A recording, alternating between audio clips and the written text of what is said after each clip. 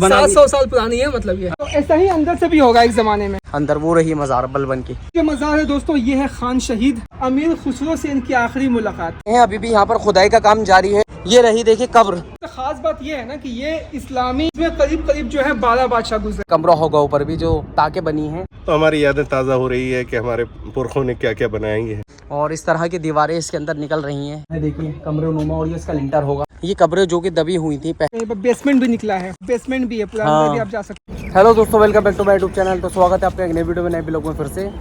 तो आज हम आपको दिखाने वाले हैं एक बहुत पुराना शहर जिसका नाम है दारुल अमन। और इस शहर के अंदर या किले के अंदर बहुत सारी सल्तनतों के निशानात हैं। अंग्रेज़ों का दौर हो या फिर मुग़ल सल्तनत हो या फिर लोधी वंश हो। ये मेरे पीछे की तरफ आपको खंडर और निशानात नज़र आ रहे हैं। तो वीडियो में बने रहिए। वीडियो को स्टार्ट करते हैं और इस शहर की बहुत सारी बातें हम आपको बताते हैं। और इसी के अंदर बलबन का मकबरा है। और पीछे की तरफ ये रही देखिए जमाली कमाली मस्जिद, ये मेरे बिल्कुल पीछे की तरफ। माशाल्लाह, मज़ा आ गया। और ये रहा देखिए कुतुब मीनार, ये शायद आपको दिख रहा होगा वाइट सा। तो वीडियो को स्टार्ट करते हैं हम अपने, और इस शहर के बारे में बहुत सारी बातें आपको बताते हैं। तो ये देख सकते हैं आप, यहाँ पर कब्रें हैं बहुत सारी। और ये कब्रें जो कि दबी हुई थी पहले, खुदाई होने के बाद निकली हैं ऊपर की तरफ। और ये इधर का जो हिस्सा है इसका काफ़ी ये दबा हुआ था मिट्टी के नीचे। तो यहाँ जैसे जैसे खुदाई चल रही है वैसे वैसे निशानात नज़र आ रहे हैं सल्तनतों के और खंडर।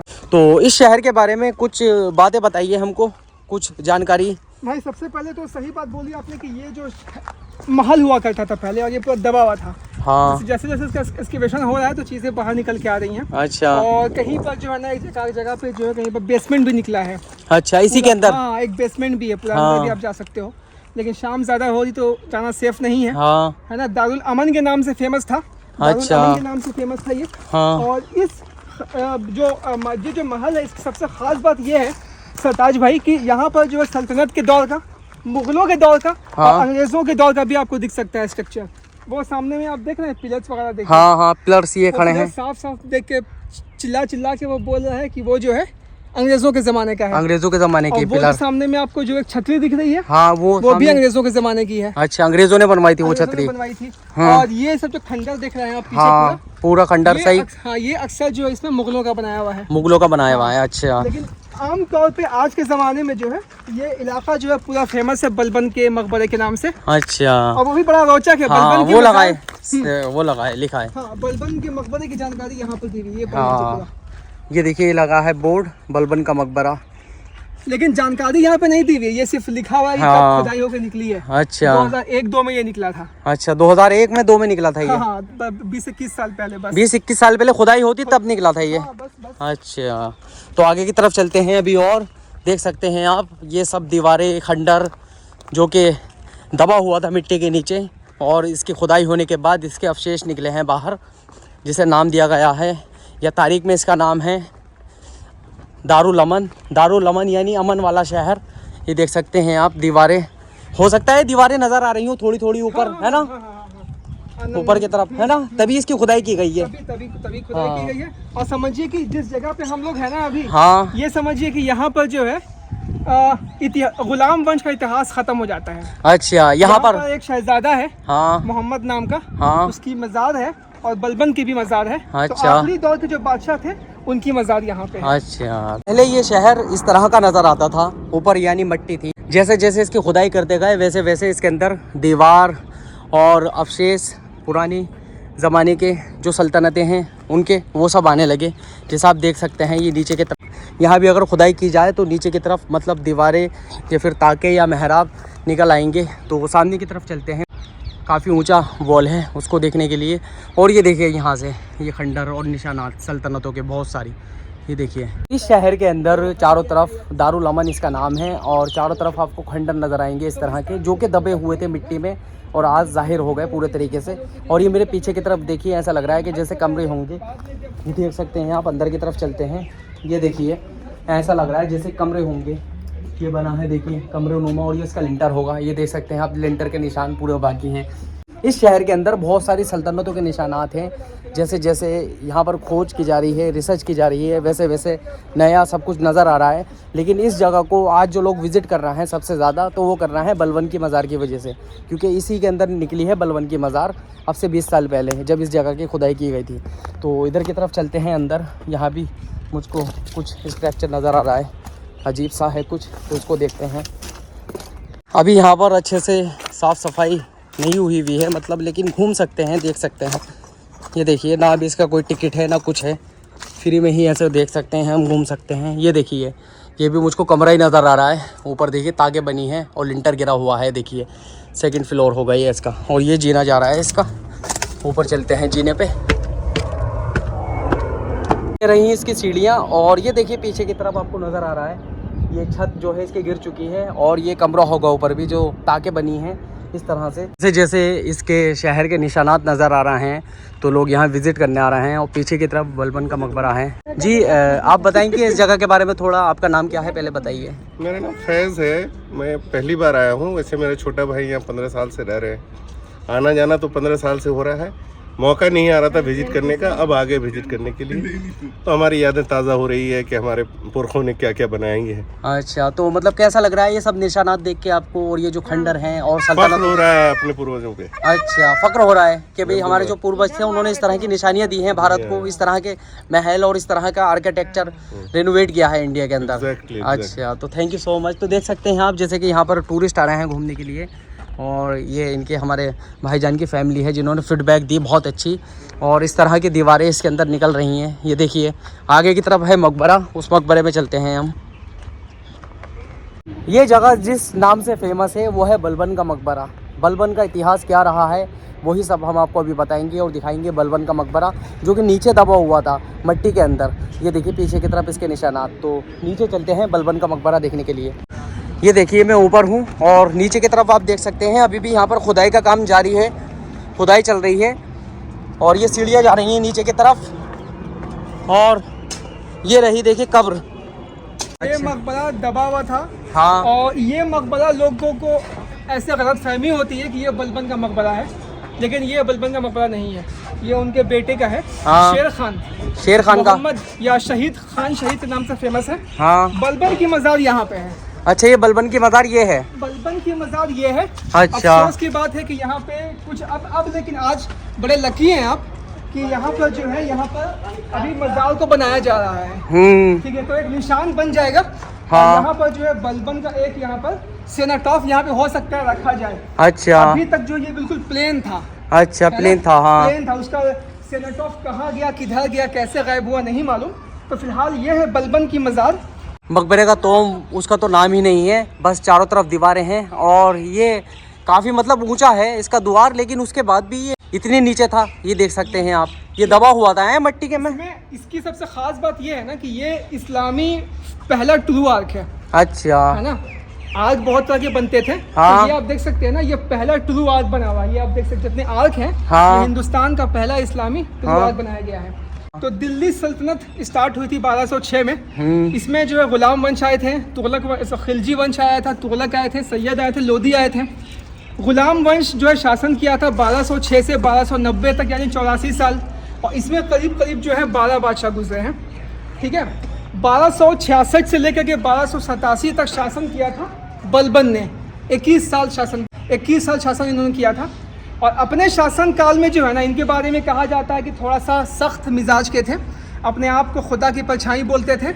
और इसके अलावा जो है आयरन एंड ब्लड पॉलिसीज इन्होंने अपनाई थी, और इसके अलावा स्पाई सिस्टम वगैरह को इन्होंने मजबूत किया था। अच्छा, तो कई सारे ऐसे काम किए, और सबसे खास काम इनका ये था कि इन्होंने जो है ना तुर्कन चहलगनी को ख़त्म किया था। क्यों?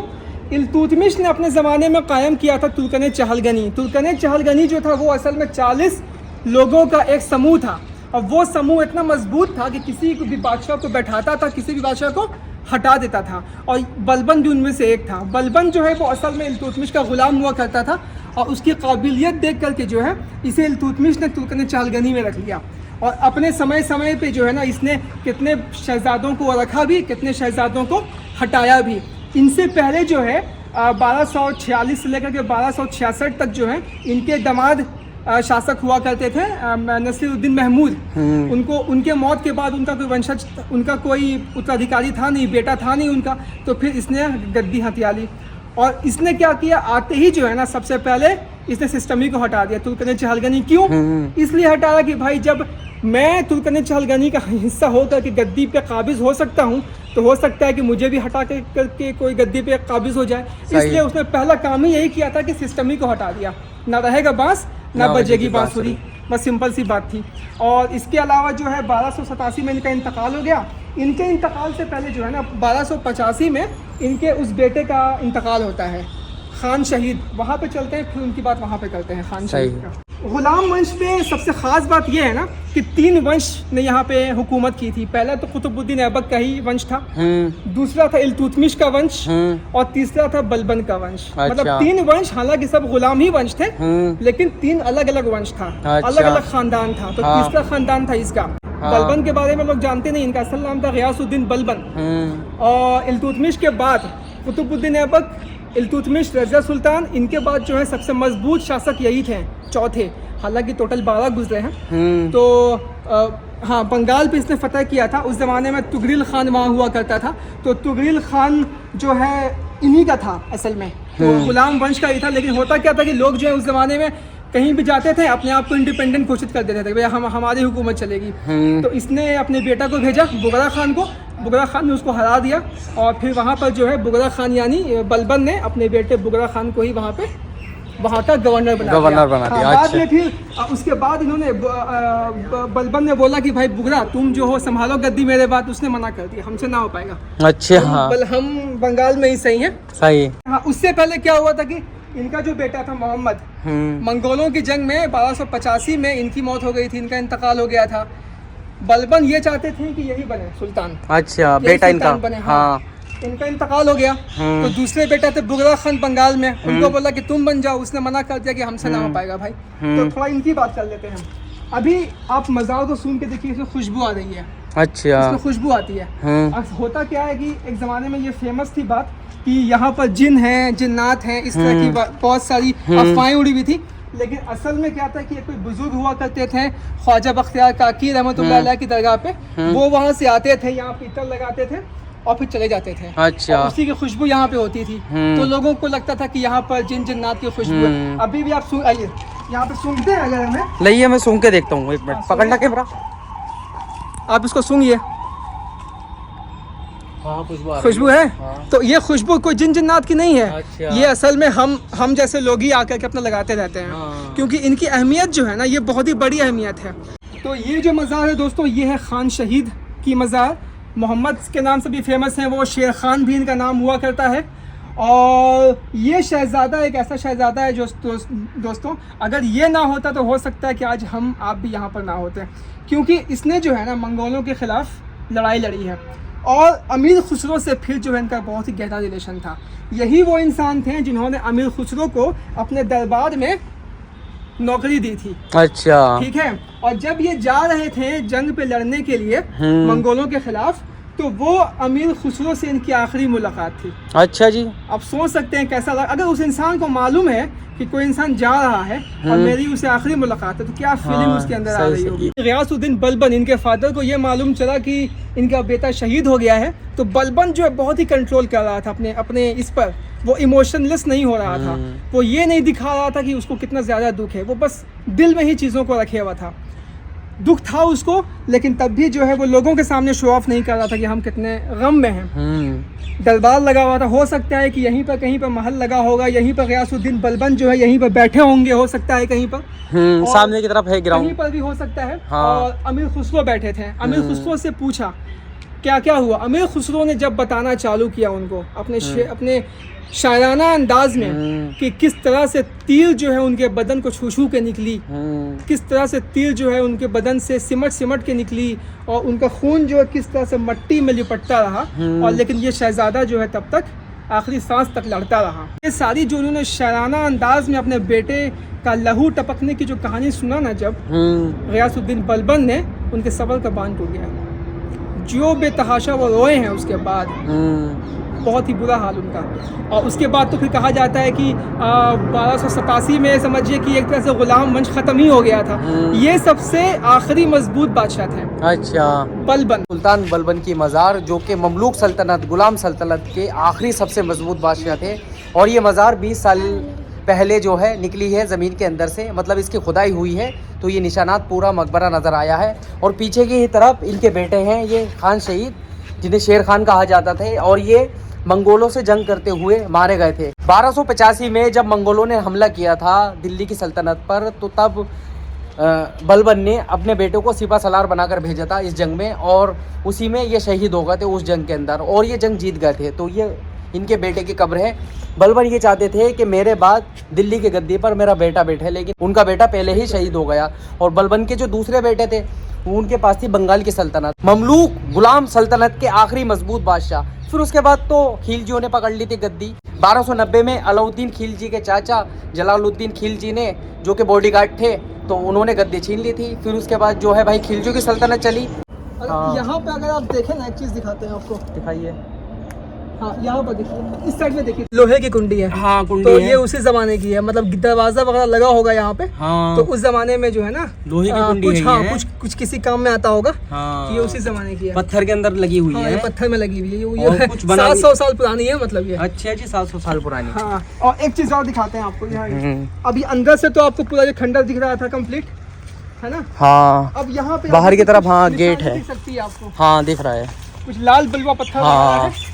तो ऐसा ही अंदर से भी होगा एक जमाने में। हाँ, सही, बिल्कुल जैसा ये है ना, ऐसा ही होगा अंदर से भी। और ये देखिए, मार्बल वगैरह भी है, हाँ, संगे मार्बल मरमर लगाए, संगमरमर। गेट के आगे जो चबूतरे बने होते हैं, ये देखिए चबूतरा बना हुआ है। और इस तरह से ये देखिए अंदर जाने के लिए ये द्वार होगा बलबन के मकबरे का। ये देख सकते हैं आप, यहाँ से भी गेट गिर चुका है, और यहाँ से भी ये गिर चुका है गेट, और तोम भी नहीं है। और पूरा मकबरा ये रहा, देखिए अंदर वो रही मज़ार बलबन की। और अभी पीछे की तरफ चलते हैं, और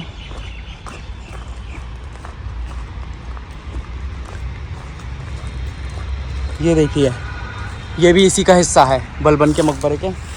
और ये पूरा देख सकते हैं आप, दीवारें कितनी मजबूत बनी हुई हैं इसकी, किले नुमा दीवारें हैं सारी, ये देखिए। और एक गेट ये रहा, देखिए। और यहाँ से देख सकते हैं आप, ये देखिए गेट बना हुआ है पूरा।